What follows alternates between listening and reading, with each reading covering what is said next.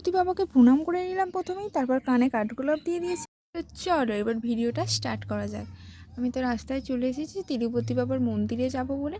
রাস্তা থেকে মন্দিরটা দেখা যাচ্ছে, সেটা তোমাদের দেখিয়ে দিয়েছি। চলো এবার ভিতরে যাওয়া যাক। ভিতরে গিয়ে দেখলাম দিদিদের ঘোরা হয়ে গেছে, দিদিরা বাইরের দিকে বেরিয়ে আসছে।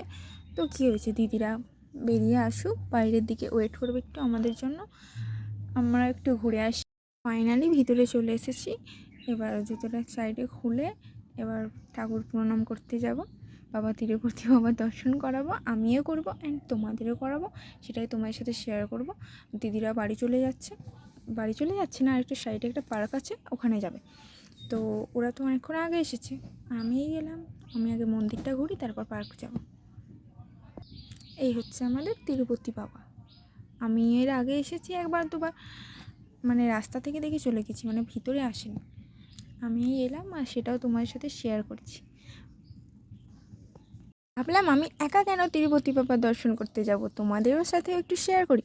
তো তারপর তিরুপতি বাবার দর্শনও পেয়ে গেলাম, একটু প্রণামও করে নিলাম। তারপর তো আরও আছে, কাঠগোলাপ আছে, মন্দিরে আরও অনেক গাছ আছে, বাট আমার তো কাঠগোলাপটাই পছন্দ হয়েছিল, তো আমি ওই গাছটার কাছে গেছিলাম। তো চলো গাছটার কাছে যাওয়া যাক। ফাইনালি চলে গেলাম কাঠগোলাপ গাছের কাছে, আর আমি তো একটা তুলে নিয়ে কানে দিয়েও দিয়েছিলাম।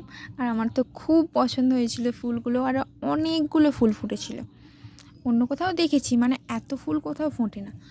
আর বর্ষাকালে বৃষ্টিতে, একটু আগে বৃষ্টি হয়েছে। এবার দেখো এখানে অন্য কারাও ঘুরতে চলে এসেছে।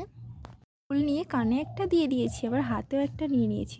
আবার বললাম না কারা ঘুরতে এসেছে, দুটো কাপল ঘুরতে এসেছে। মন্দির তো সবারই ঘুরতে আসার জায়গা, তো তোমরা যারা দেখছো তোমরাও চাইলে আসতে পারো। আর আমার বাড়ি থেকে তো 5-7 মিনিট লাগে হেঁটে গেলে, আর বাইকে গেলে তো 3-4 মিনিট লাগবে। তো এটাই ছিল আমার আজকে তিরুপতি বাবার মন্দিরে গিয়ে ব্লগ।